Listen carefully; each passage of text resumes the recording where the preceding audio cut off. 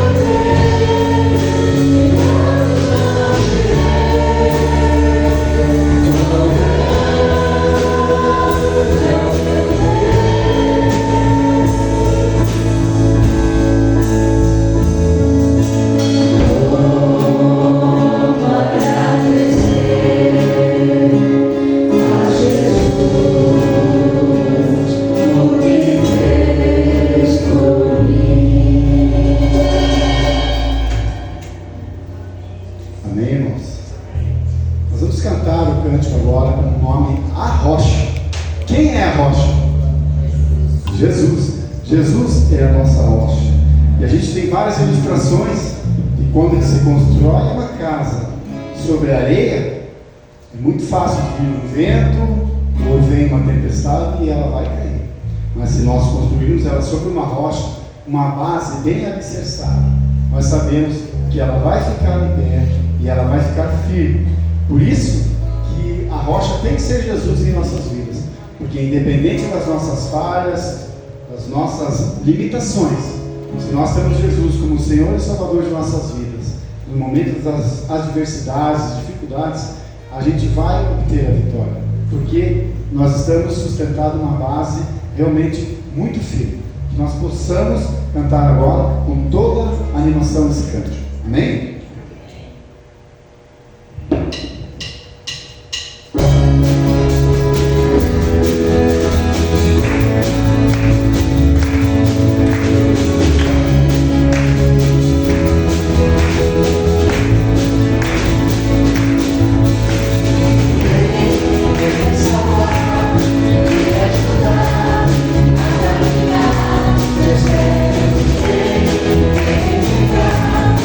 Yeah.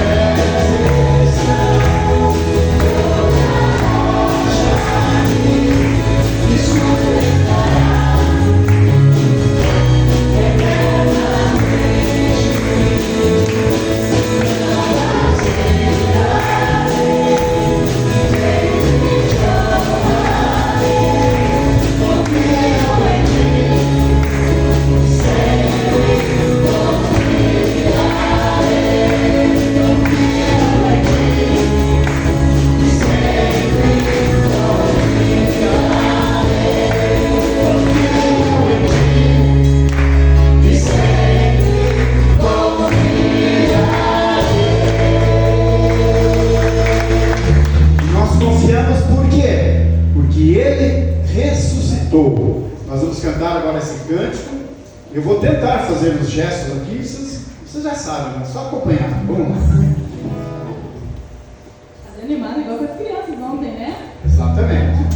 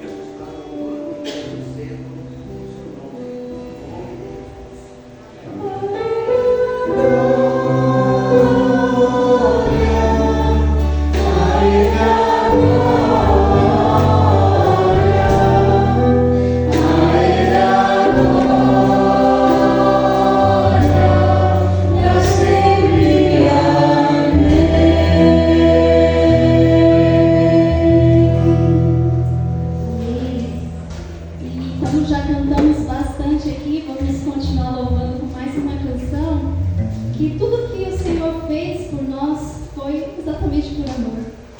Então preste atenção na letra dessa canção, que eu tenho certeza que vai falar o seu coração, né? Ele já pode sentar.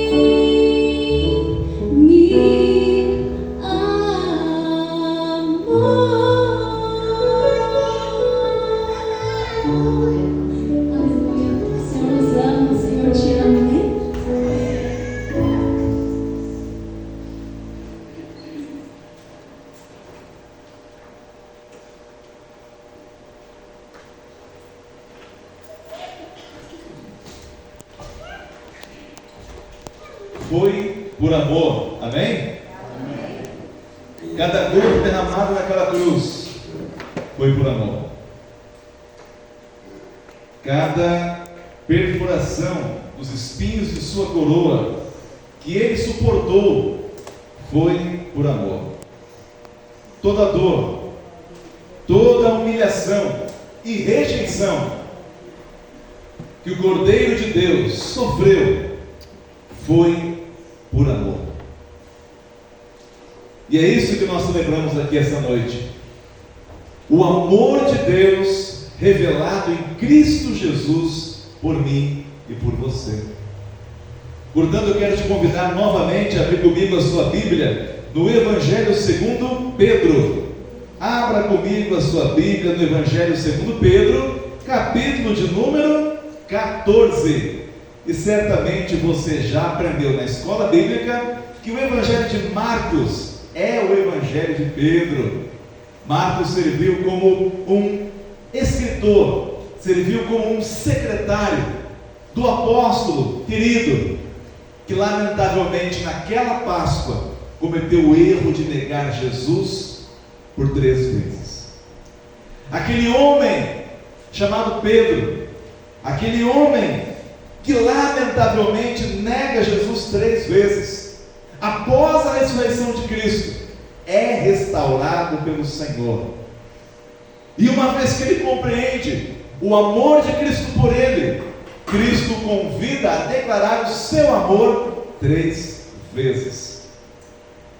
Assim, a tradição, a boa teologia nos ensina que este evangelho, lembrando que Marcos, durante os acontecimentos dos últimos dias de Jesus, talvez não tivesse mais do que 10 a 12 anos. A igreja se reunia na casa de sua mãe, na sua casa, e ele teve o privilégio de crescer entre os discípulos, participar da primeira viagem missionária com Paulo, porque esse Marcos, o Marcos que escreveu esse evangelho, era sobrinho de Barnabé. Esse Marcos também deixou a desejar. Esse Marcos, compreendemos que ao final da primeira viagem missionária, quando Paulo e Barnabé voltam para a igreja de Antioquia para dar satisfação daquela viagem maravilhosa, Marcos já os havia abandonado. Marcos não completou a primeira viagem missionária. Aquele jovem que cresce aos pés dos apóstolos falha na sua primeira missão. Jovem obreiro, jovem missionário, membro da equipe de Paulo, falha na primeira viagem missionária. E é por isso que nós somos informados lá por Atos capítulo 15, e quando Paulo e o seu grande amigo Barnabé decidem fazer uma segunda viagem missionária, revisitar aquelas primeiras igrejas plantadas, Barnabé quer puxar o seu primo, o seu jovem primo, para viajar com eles, e Paulo diz: não, com esse rapaz eu não quero mais viajar. E em Atos então ficamos sabendo que aquele jovem, uma vez reprovado pela severidade de Paulo e Barnabé têm um desentendimento tão grande que não trabalham mais juntos. Barnabé pega seu primo Marcos e segue viagem para outro lugar, enquanto Paulo continua no livro de Atos dos Apóstolos, a segunda viagem missionária.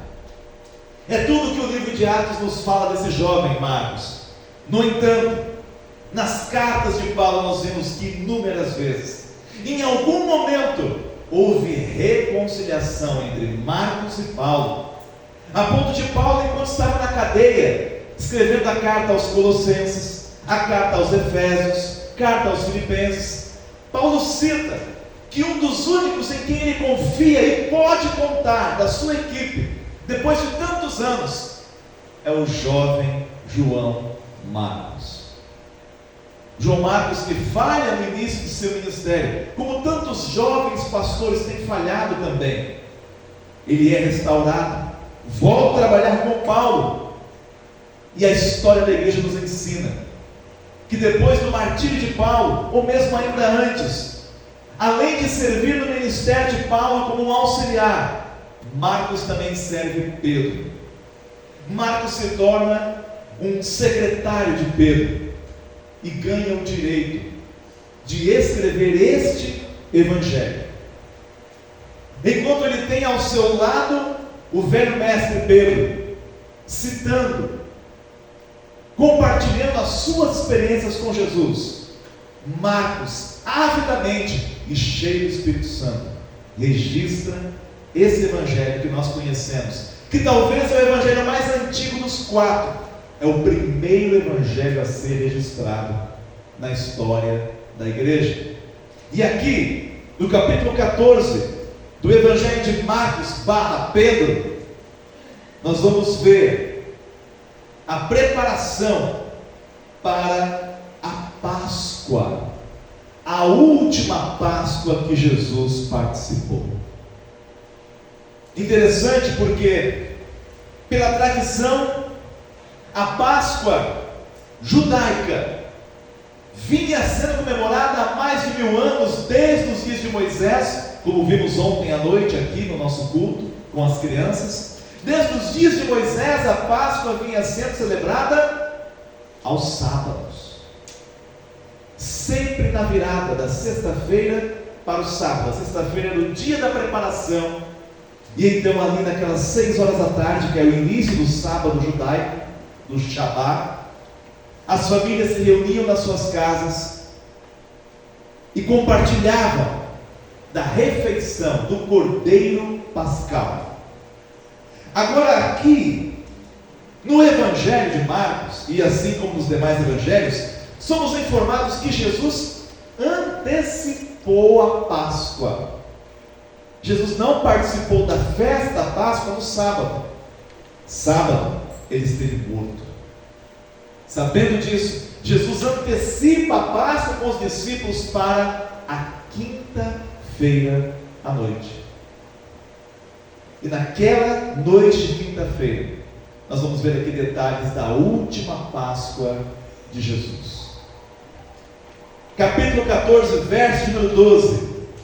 No primeiro dia da festa dos pães sem fermento, quando se costumava sacrificar o cordeiro pascal, os discípulos de Jesus lhe perguntaram: aonde queres que vamos te preparemos a refeição da Páscoa? Ele então enviou 2 de seus discípulos, dizendo-lhes: entrem na cidade, e um homem carregando um pote de água virá ao encontro de vocês.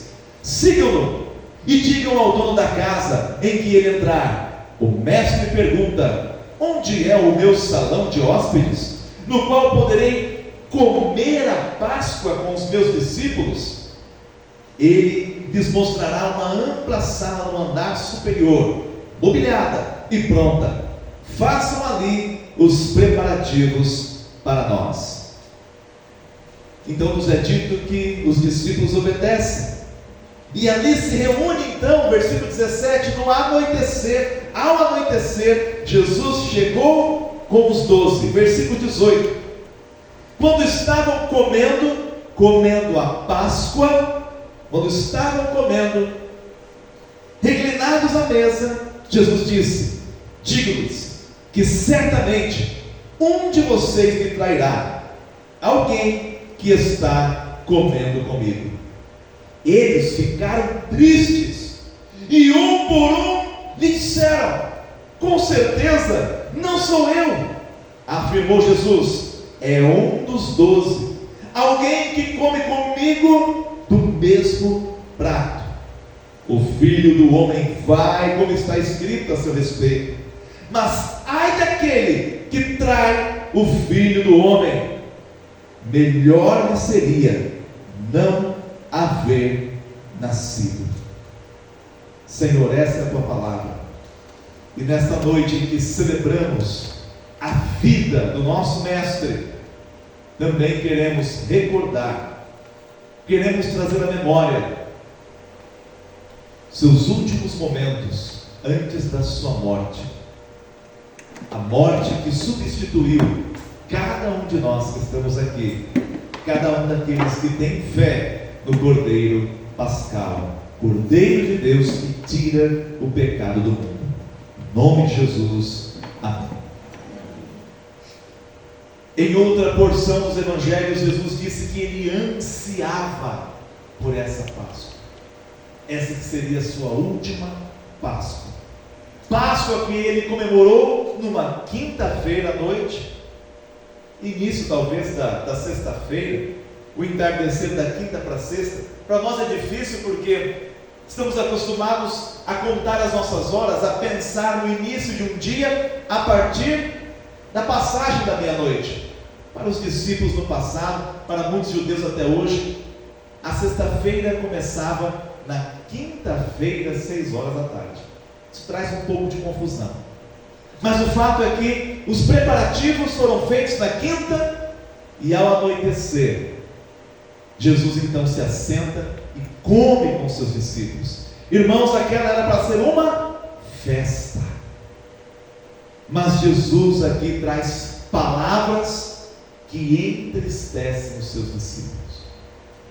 Jesus, em dado momento, em dada altura daquela celebração, aquela Páscoa adiantada, Jesus revela um plano que já estava ardendo no coração de Judas, um plano que envolveria a liderança dos judeus, autoridades romanas, a própria pessoa de Satanás, que encheu o coração de Judas, todos juntos em um só pensamento: vamos matar Jesus.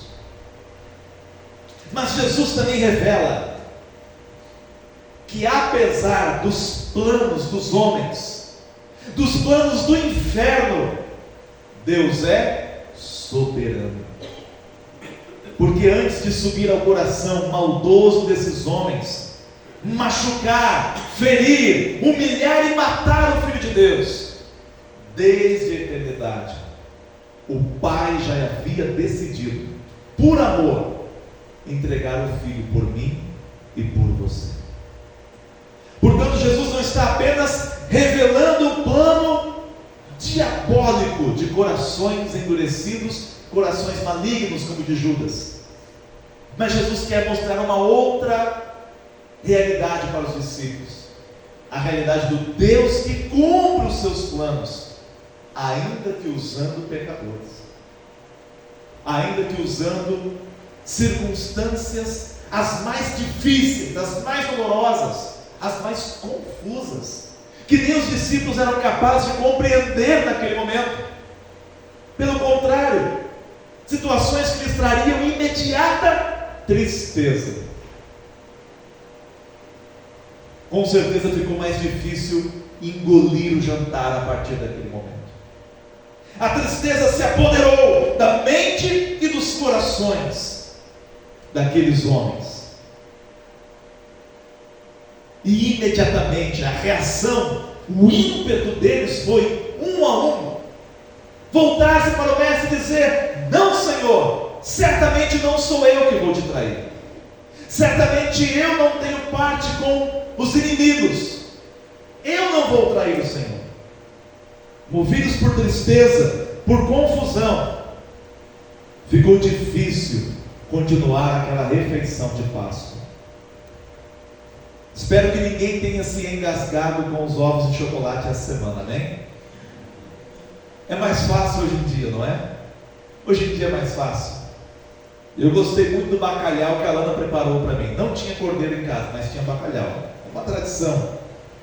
Os irmãos sabem que família Rocha, né, vem aí de portugueses, então não pode faltar bacalhau em casa. Agora, ainda que falte o bacalhau, ainda que falte o chocolate, o que não pode faltar nos nossos corações é uma reflexão séria sobre a nossa posição diante do Cristo, diante do Cristo que caminha para a morte, mas abre o seu coração para os seus discípulos. E o que mais me chama a atenção é que uma Páscoa estava acabando. A partir dessa cerimônia, a Páscoa nunca mais seria a mesma para a igreja de Jesus Cristo. Até hoje muitos judeus recriam as comemorações da Páscoa de Moisés, da Páscoa celebrada no Egito pela primeira vez, e que vem acompanhando gerações e gerações do povo de Israel. E muitos já até perderam o sentido dessa celebração e apenas replicam um ritual. Assim também cristãos, ano após ano, têm se reunido em suas igrejas, têm se reunido nas suas mesas em família, muitas vezes apenas replicando uma cerimônia vazia, destituída de significado. Mas eu e você somos chamados a prestar um pouco mais de atenção. Jesus comemorou aquela Páscoa com os discípulos e os levou além. Jesus comemorou aquela Páscoa com os seus discípulos, mesmo sabendo que agora os seus corações estavam tristes. Jesus não se limita às emoções dos seus discípulos, porque as nossas emoções são assim, não é, irmãos? Nem sempre nós queremos comemorar, nem sempre nós queremos passar uma noite inteira cantando. Eu fico imaginando por que muitos de nós não viemos ontem, por exemplo, nos alegrarmos com as crianças, ou não participamos essa manhã do café da manhã. Cada um de nós tem uma razão. Nem sempre estamos para a festa, estamos dispostos, estamos alegres.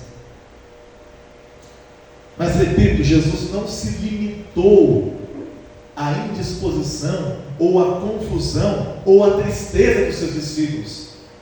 Imediatamente, no meio daquela Páscoa confusa, Jesus sobe um degrau com os seus discípulos e inaugura uma nova era para a igreja. Versículo de número 22. No meio daquele jantar de Páscoa, enquanto comiam, Jesus tomou o pão, deu graças e partiu, e deu aos seus discípulos, dizendo: essa é a nova Páscoa.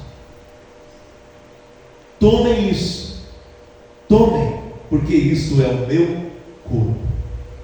Isso nunca havia sido dito antes, na casa de nenhuma família judaica. Moisés nunca disse isso.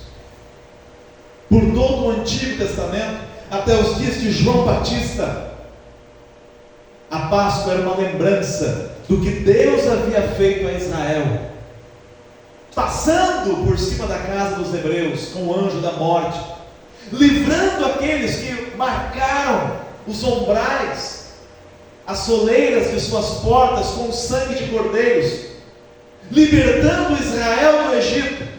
Agora, Jesus aponta para frente. Jesus celebra com os discípulos o fato de Israel ter saído do Egito. Esse era o sentido original da Páscoa. Mas agora Jesus diz para os discípulos: olhem para frente. O mesmo Deus que tirou Israel do Egito, o mesmo Deus que poupou os primogênitos pela marca do sangue do Cordeiro, é o Deus que está aqui agora diante de vocês, oferecendo o seu próprio corpo, o seu próprio sangue, em uma celebração que não se limita a um feriado, que não se limita a um calendário de cultura cristã, a uma celebração que eu e você podemos fazer em qualquer lugar, aonde tivermos pão e vinho ou suco de uva. Jesus institui a sua própria mesa, a ceia do Cordeiro de Deus com a sua igreja. E Jesus continua, em seguida, tomou o cálice, deu graças, ofereceu aos seus discípulos e todos beberam. E lhes disse: isto é o meu sangue, é o sangue da aliança, que é derramado em favor de muitos. Meu nome está no meio desses muitos. Meu nome, Rogério Rocha, está no meio desses muitos. Jesus morreu por mim. Seu sangue foi derramado por mim. E essa é uma fé íntima, particular, que eu posso compartilhar com a minha esposa, que eu posso compartilhar com meu filho, mas que eles têm que decidir por si próprios se querem que os seus nomes estejam incluídos nessa multidão. Essa multidão agora marcada pelo sangue de Cristo, essa multidão que um dia estará dando glórias e aleluias diante do trono de Deus. Essa decisão é pessoal. E Jesus diz: eu lhes afirmo que não beberei outra vez do fruto da videira, até aquele dia em que eu beberei vinho novo no reino de Deus. Irmãos, Jesus sabe que os discípulos estão tristes. Jesus sabe que a tristeza dominou seus corações e a confusão. Há vários detalhes deste momento listados nos outros evangelhos. Pedro e Marcos são mais econômicos, vão mais direto ao assunto. E aqui rapidamente eles passam da tristeza para uma esperança de alegria eterna. Pode faltar vinho em nossas mesas hoje, pode faltar alegria no coração dos discípulos hoje. Enquanto caminharmos aqui nessa terra, temos muito muitas razões para chorar e para nos entristecer, seja por causa do pecado do outro que me afeta, seja por causa dos meus próprios pecados que me afastam do Salvador. Mas aqui Jesus traz uma palavra de esperança. Jesus disse: essa é a última Páscoa, é a última vez que eu vou tomar o vinho com vocês, mas naquele dia não faltará alegria no reino de Deus. Essa é a nossa esperança. É com essa palavra de esperança que Jesus quer encerrar aquela Páscoa. Há espaço no coração da igreja para a tristeza verdadeira, tristeza legítima. Todos nós podemos passar um dia inteiro chorando. Qualquer um de nós pode carregar tristeza no seu coração por meses, até mesmo por anos. Uma tristeza legítima pela perda de um ente querido, pela frustração de um projeto familiar, pela perseguição contra a nossa fé. Há irmãos chorando agora. Queridos, durante a celebração de Natal e de Páscoa, são as épocas do ano em que mais cristãos são assassinados no mundo árabe, no mundo asiático e agora também na América Latina. Há famílias que agora estão chorando porque esta semana tiveram suas casas incendiadas, tiveram os seus bens destruídos e perderam suas famílias, perderam seus entes queridos. Então existe espaço sim para a tristeza nos nossos corações, quando olhamos para o jeito que o mundo está, quando olhamos para esse mundo virado do avesso. Há espaço para a tristeza no nosso coração. Mas eu tenho uma boa nova para você. Não importa quanto tempo vai durar a tristeza da igreja, não importa quanto tempo e quantas razões nós ainda teremos para chorar, a nossa alegria será eterna. Nós estaremos com Cristo em novos céus, nova terra, no reino de Deus estabelecido de uma vez por todas. E lá, quer com vinho, quer com outra bebida, não importa. Alguns aqui preferem Coca-Cola. Eu acredito que não haverá Coca-Cola no céu. Amém, irmãos? Posso ouvir um amém? Amém. Amém. Glória a Deus. Eu não sei se vai ter Coca-Cola, e não me importa. Não me importa se vai ter vinho, não me importa quais serão as iguarias da mesa do mestre. Eu quero ver Jesus. Ele é a razão da nossa alegria, e com Ele estaremos para sempre. E assim Jesus encerra aquela celebração. A tristeza dá espaço para o canto. Depois de terem cantado um hino, saíram para o Monte das Oliveiras. Sim, não importa quanta tristeza ainda podemos experimentar nessa vida, há espaço para louvor, há espaço para gratidão, há espaço para a alegria que só o Espírito de Deus pode nos dar. E é por isso que cantamos tanto, e é por isso que cantamos toda semana. Não cantamos porque é só uma tradição da igreja, cantamos porque o Espírito de Deus nos move. Cantamos porque é o próprio Cristo quem puxa a sua igreja para cantar, mesmo que o caminho que nos está proposto seja um caminho de sofrimento. Jesus sai cantando com os discípulos para o Monte das Oliveiras. Jesus sai cantando com os seus discípulos para o lugar onde ele ainda vai chorar lágrimas de sangue, para o lugar onde ele finalmente será traído, beijado por Judas, para um lugar onde ele será violentado, brutalizado por soldados, onde se iniciará o seu julgamento. E todos esses detalhes certamente você conhece.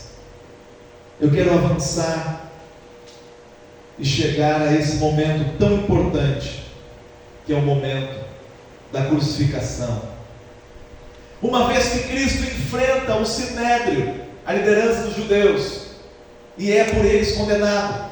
Uma vez que Jesus enfrenta Pilatos, a liderança dos romanos, e também por ele é condenado, ainda que Pilatos tente tirar o corpo fora, lavar as suas mãos. Ele é entregue à condenação por Pilatos nas mãos dos judeus, e a execução vem das mãos dos soldados romanos, debaixo da autoridade de Pilatos. Aqui chegamos ao capítulo de número 15 e ao versículo de número 21. Marcos capítulo 15, verso 21. Certo homem de Cirene, um homem africano que estava ali em Jerusalém, chamado Simão, pai de Alexandre de Rufo. Preste atenção. Para Marcos e para Pedro é muito importante destacar esses nomes. Esses nomes que vão ser lembrados nas cartas do apóstolo Paulo. Alexandre e Rufo, grandes cooperadores do Evangelho. Alexandre e Rufo, Paulo disse que a mãe de Alexandre de Rufo foi mãe para ele. Essa mulher e seus filhos tiveram na figura de seu marido, Simão, alguém que se tornou um dos primeiros presbíteros da igreja de Atos dos Apóstolos. Esse homem que talvez até então nem era discípulo de Jesus, era apenas um certo homem de Cirene, e que eu acredito que nesse momento se converte. Aleatoriamente, aos olhos humanos, ele era só mais um na multidão, quando é então constrangido, quando ele é forçado, diz o versículo 21, eles o forçaram a carregar a cruz. Que momento ímpar. Esse homem que talvez estava apenas cuidando da sua vida, dos seus negócios, curioso, quis ver o grande profeta de Jerusalém sendo condenado à morte, é pego à força e a cruz é colocada sobre os seus ombros. Quantos de nós precisamos de uma mão romana que às vezes nos arraste para debaixo da cruz de Cristo? Essa é a minha oração como pastor em nome de Jesus. Se houver algum Simão sentado nos bancos da nossa igreja nessa noite, se houver algum Simão sentado lá nos bancos, no sofá da sua casa, alguém que se não vier arrastado, alguém que se não for constrangido por alguma circunstância que foge do controle, não vem. Comigo foi assim. Comigo foi assim. Enquanto eu não experimentei uma dor aguda, eu não quebrantei o meu coração ao Salvador.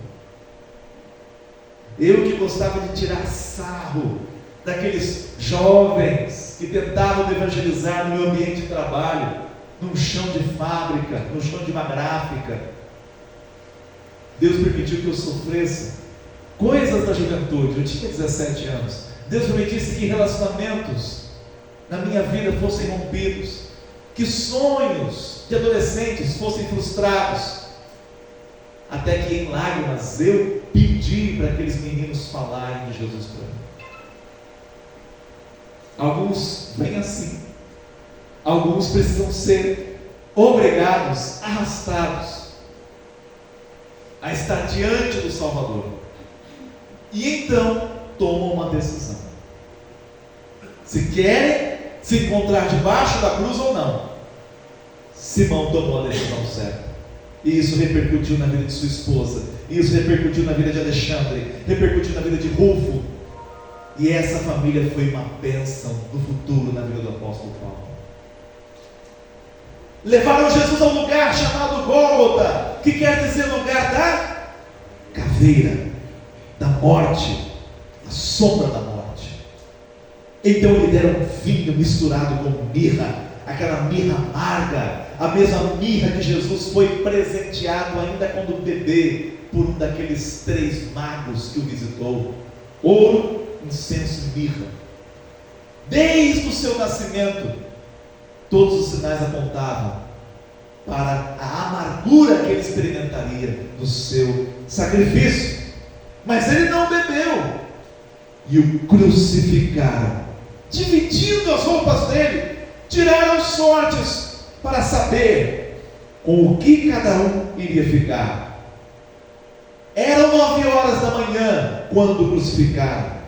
E assim estava escrito na acusação contra ele: o rei dos judeus.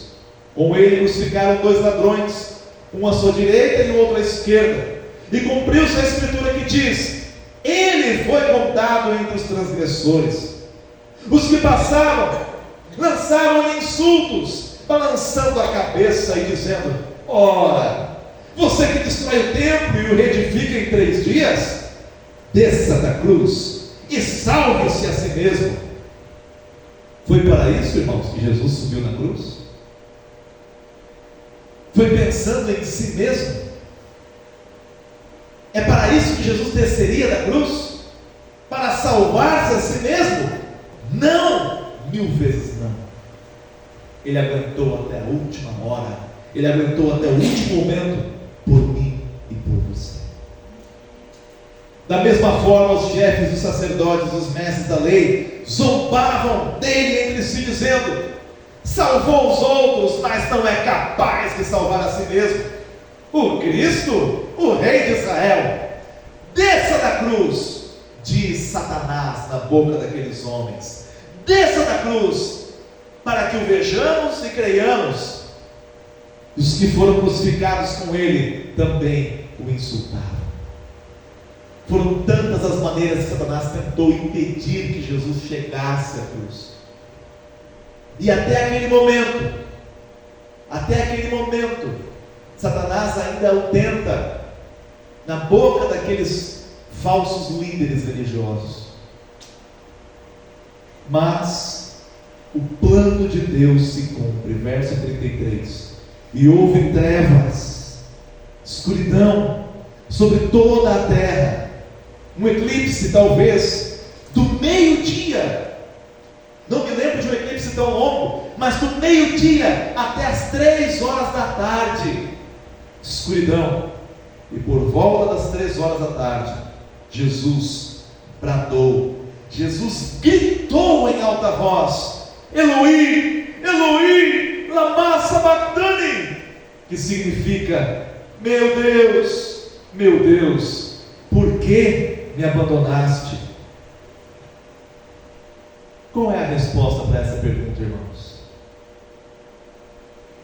Olhe para a pessoa que está do seu lado e diga: foi por mim.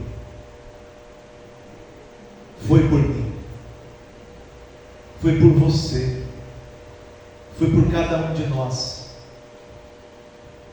Que o anjo da morte, que passou por cima da casa dos hebreus, lá no Egito, o anjo da morte está visitando Jesus na cruz, por mim e por você.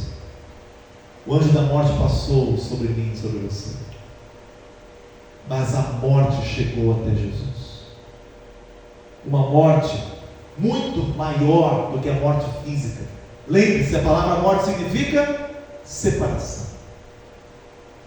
Muito mais do que a separação de alma e corpo, foi a separação dentro da Trindade entre o Filho de Deus e o Deus Pai. Separação experimentada cruamente por Cristo, por mim e por você. Algo que nunca aconteceu na eternidade passada. Uma ruptura entre o Pai e o Filho.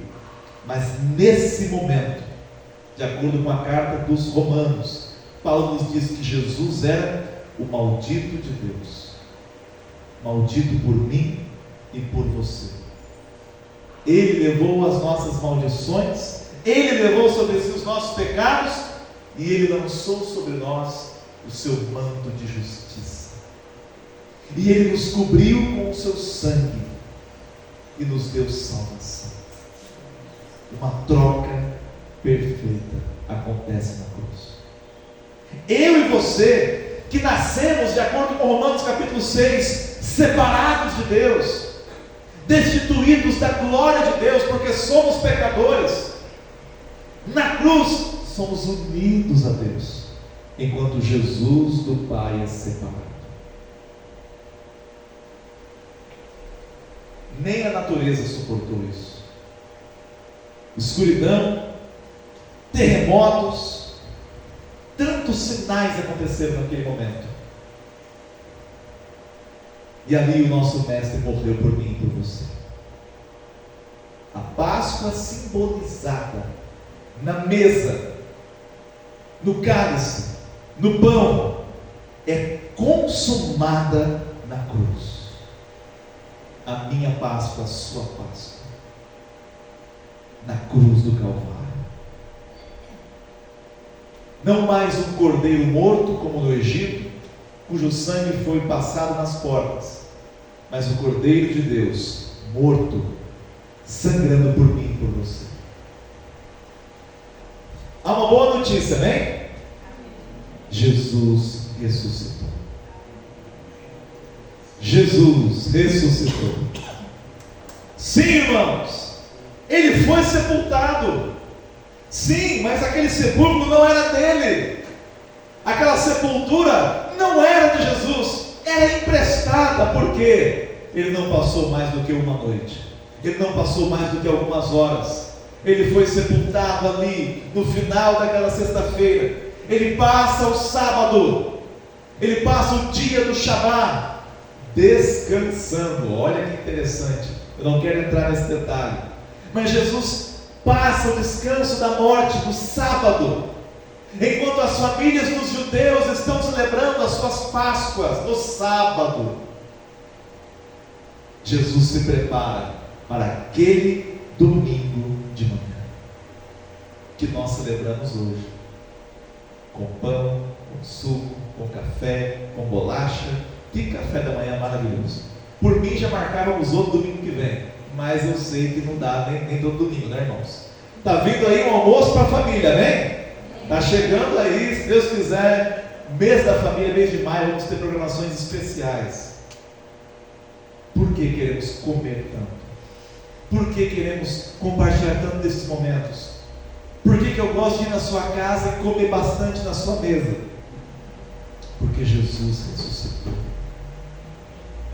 Por mais que eu goste do tempero dos irmãos, das irmãs, né? Cadê o Davi? Aquele quibe em Davi, Jesus amado. Por mais que eu goste de comer com os irmãos, nós temos mais motivos ainda para comer juntos. Muito mais do que a gula do pastor Rogério. Nós temos que comer, nós temos que celebrar. Talvez nós não tenhamos todas as realizações que nós gostaríamos no âmbito profissional. Talvez nós não conseguiremos levar a nossa família a degustar, a desfrutar de tudo aquilo que nós sonhamos. Mas o plano de Deus se cumpriu. Jesus ressuscitou. Ele venceu a morte, porque não era possível que a morte o detesse.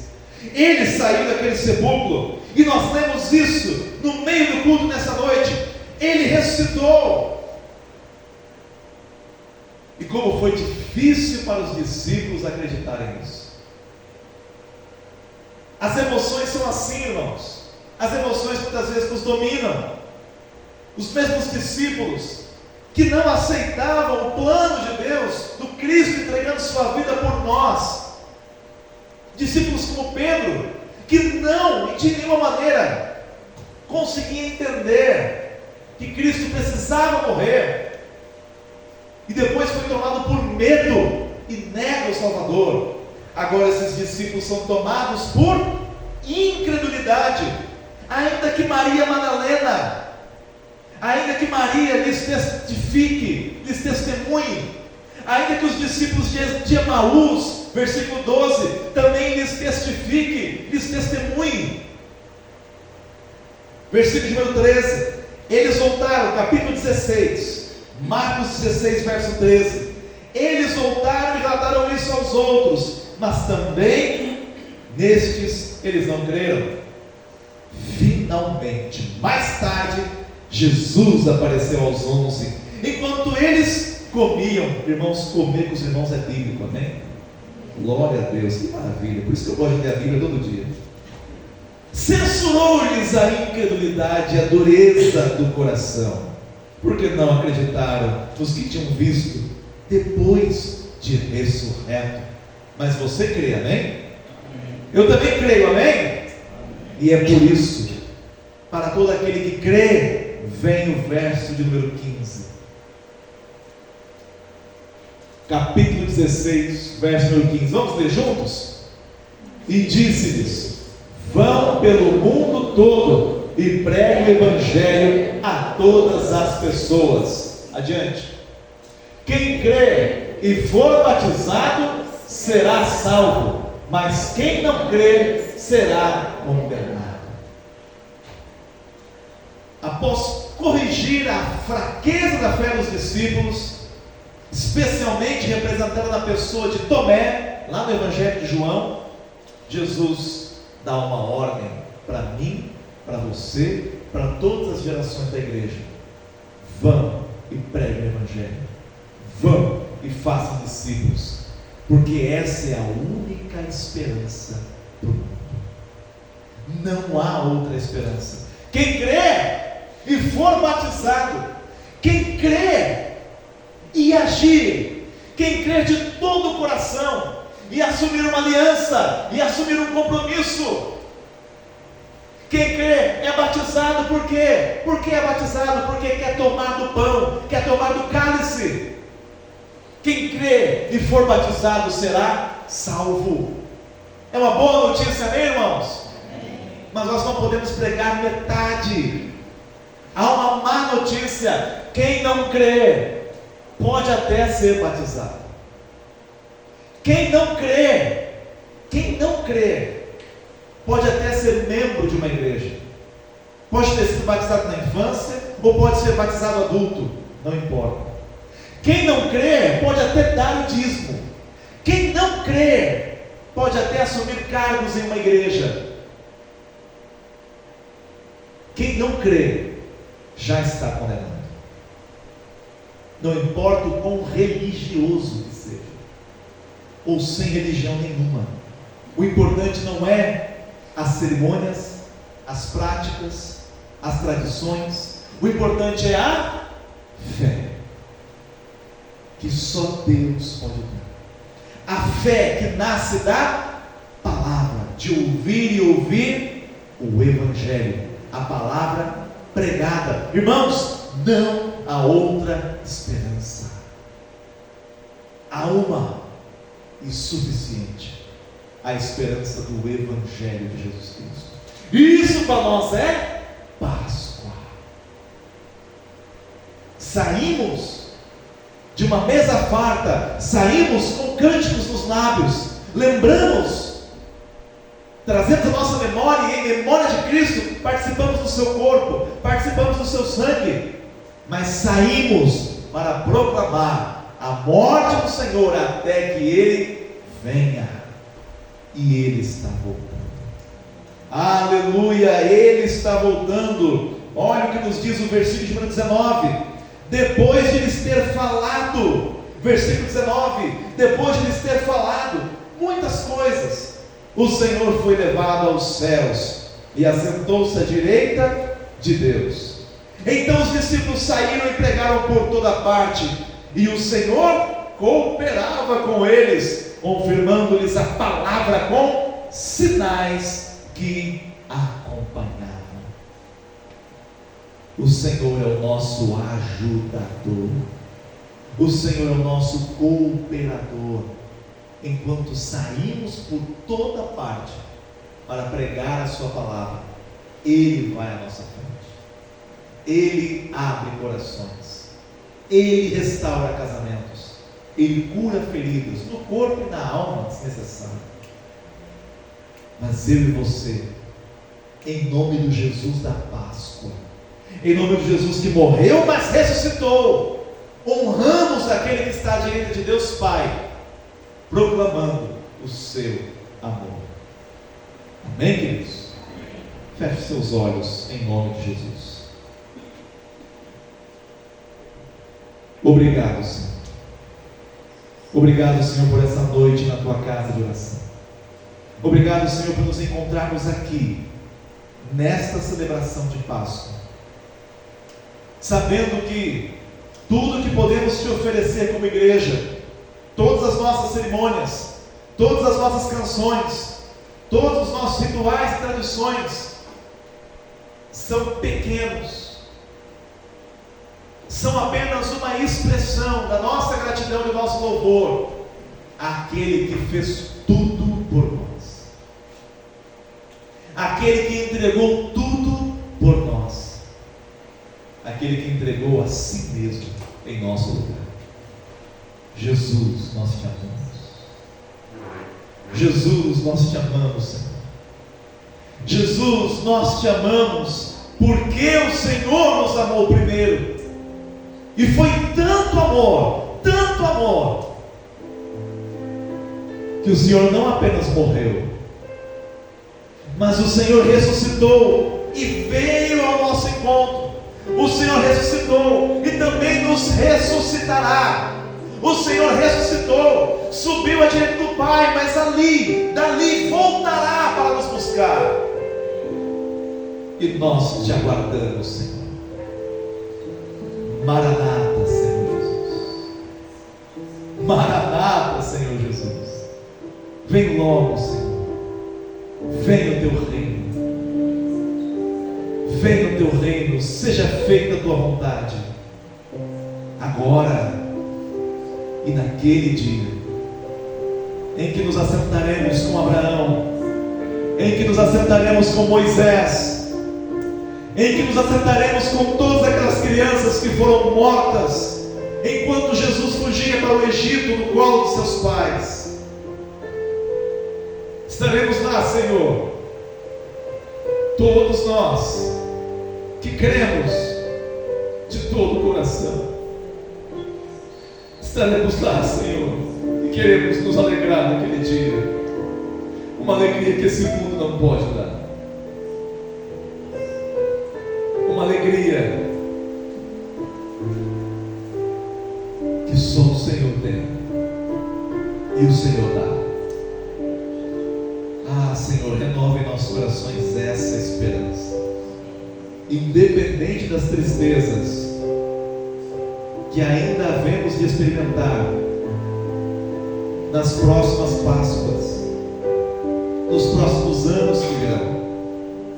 Não sabemos, Senhor, o que nos aguarda, senão que no mundo teremos aflições, mas o Senhor nos anima, porque o Senhor venceu. O Senhor venceu o mundo, o Senhor venceu a morte, o Senhor venceu o nosso pecado. O Senhor é o nosso caminho, e a sua vitória nos faz mais que vencedores. Obrigado, Jesus. Obrigado, Jesus. É no teu nome que nós agradecemos hoje e até aquele dia. Amém. Vamos adorar a Deus com o último hino nesta noite, em nome de Jesus.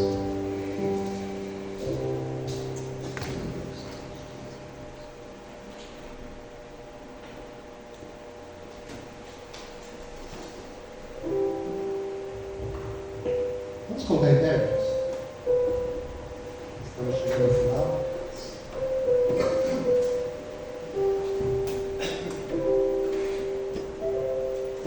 Se o irmão estiver pedindo sua oferta, eu posso fazer isso nesse momento.